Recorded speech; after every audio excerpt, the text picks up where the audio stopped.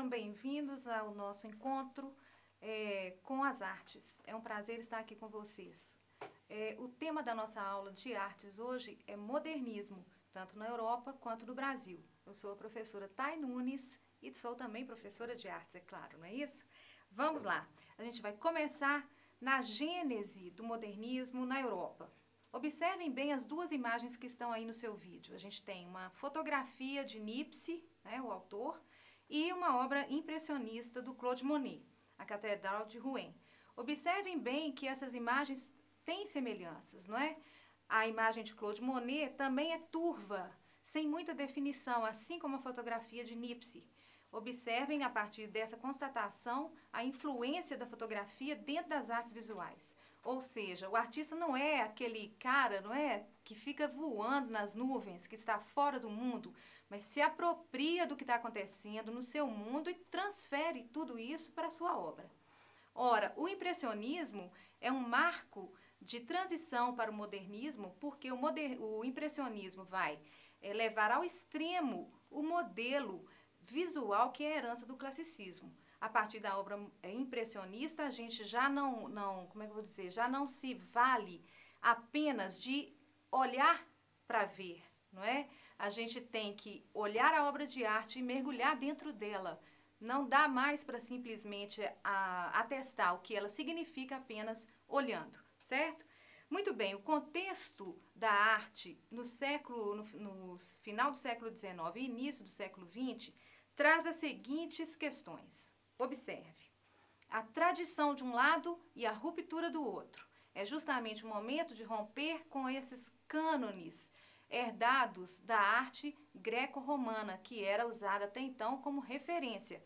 E mais do que isso, essa questão da linguagem visual, não é, gente? Ou seja, a questão da representação, da preocupação em representar exatamente o que a realidade apresenta para a gente.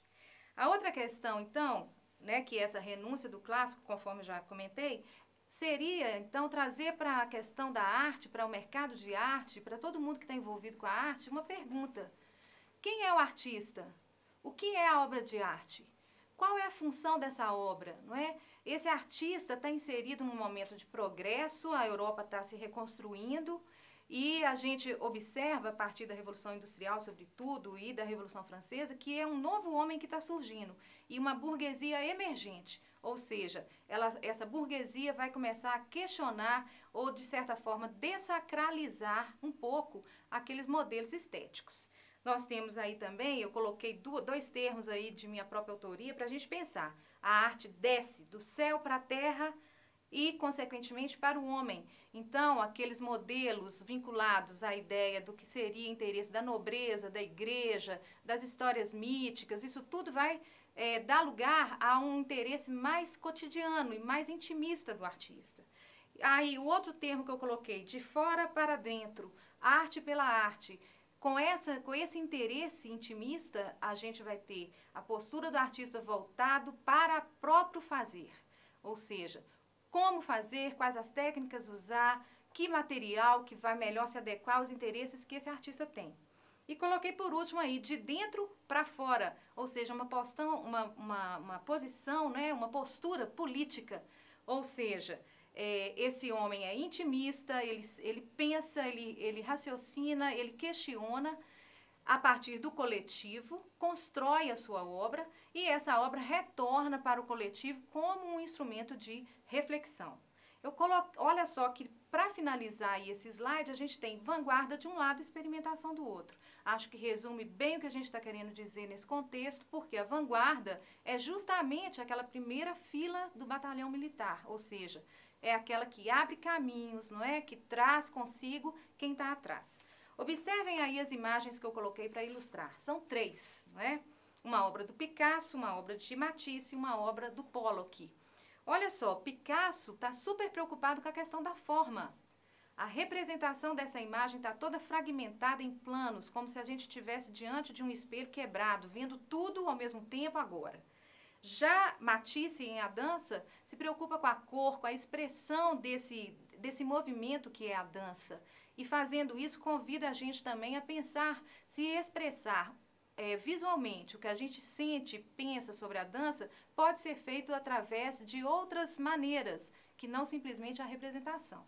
E por último, Pollock, que é a expressão máxima da ausência total da representação. Reparem que Pollock já é do ano de 1947 e as duas grandes guerras já aconteceram. Ou seja, o que será que interessava a um artista representar depois desse, entre aspas, fim de mundo? Não é isso? Muito bem, a gente observa e podemos fazer agora um link para o que está acontecendo no Brasil. O modernismo no Brasil vai pegar, não é, um pouco de todas essas características e trazer para o contexto do nosso país, que vinha até então construindo suas obras de arte a partir de referências estrangeiras. Então, olhem aí agora as características do modernismo no Brasil. A força da modernidade de um país que está em progresso, não é? Temos também a identidade, por um lado, desse artista que é nacionalista versus o estrangeirismo de outro. E, por último, a nacionalidade, a preocupação desses artistas em construir uma cultura ou trazer a nossa cultura para dentro da obra, versus aquele idealismo clássico sobre o qual a gente já comentou. Eu coloquei, então, aí como exemplo 3 obras de arte. Uma da Anita Malfatti, outra do Lazar Segal e uma da Tarsila do Amaral. Observem que a primeira é A Boba, de Anita Malfatti. Olhem só como essa obra traz referências de Picasso, não é? O mesmo tipo de construção formal. Observem na segunda obra, Bananal, do Lazar Segal, que é um imigrante que depois da guerra vem para o Brasil no ano de 1923. Vejam bem que mesmo sendo um estrangeiro, ele traz para a gente uma visão completamente nova do que seja a cultura do nosso país, inserindo inclusive a figura do negro na imagem. Não há nada de preocupação com idealismo, não é? Não há uma paisagem paradisíaca. O que a gente tem aí no fundo são simplesmente o quê? Plantações de pés de banana. Por último, a gente tem aí a polêmica Abaporu da Tarsila do Amaral. Esse ser com esses pés enormes, com essa cabecinha pequenininha, né, que tem uma mão que segura essa cabeça aí, e essas cores que fazem referência ao Brasil, à bandeira do Brasil. Vejam como na obra da Tarsila ela traz, não é, essa ideia de que no próprio nome, Abaporu, a gente deveria ser canibal da nossa própria cultura. E eu gostaria de chamar a atenção para o fato de que o canibalismo é um ritual em que não se come carne porque está com fome, carne humana, certo? Come-se porque acredita-se que ao ingerir aquela carne, a gente está ingerindo o que tem de melhor no inimigo, não é? De certa maneira. Então, a Tarsila vem trazer para a gente essa ideia de que é preciso beber nas fontes do nosso próprio país, tá? Para construir uma nova cultura, uma nova manifestação estética. Bom, o que a gente tem de herança? A gente vai ter liberdade formal, vocês podem ver aí na tela, não é? Vamos ter esse caráter político da arte bem ativo. Vamos ter liberdade temática. Também sinestesia, ou seja, todos os sentidos cada vez mais próximos dentro da observação estética. O espectador cada vez mais inserido no contexto da construção do significado da obra. E, por último, a linguagem híbrida, porque quanto mais a gente chega perto do contemporâneo, mais a gente tem uma complexidade de técnicas, de materiais, de possibilidades. Observem agora qual que foi a questão do Enem que eu escolhi para exemplificar todos esses conceitos. A gente tem aí a imagem do Pablo Picasso, né? E o quadro Les Demoiselles d'Avignon, né? Representa, segundo o enunciado, o rompimento com a estética clássica e a revolução da arte no início do século XX. Essa nova tendência se caracteriza por pintura de modelos em planos irregulares, mulher como temática central da obra, cena representada por vários modelos, oposição entre tons claros e escuros, nudez explorada como objeto de arte. Se formos observar cada opção dessa, o que a gente vai perceber é o seguinte: pintura de modelos em planos irregulares é a melhor opção, certo? Por quê? Assim como o Picasso nos apresenta, né, naquela primeira obra, Mulher Chorando, a gente tem aí várias mulheres em diferentes planos. Mulher como temática central da obra? De jeito nenhum. A mulher sempre foi tema da obra de arte. É só lembrar da arte egípcia, da arte grega. Cena representada por vários modelos, isso também é clássico. Sempre houve modelos como referência para a construção da imagem. Oposição entre tons claros e escuros? De jeito nenhum. Esses são elementos visuais, a luz e a sombra, e compõem a imagem desde sempre.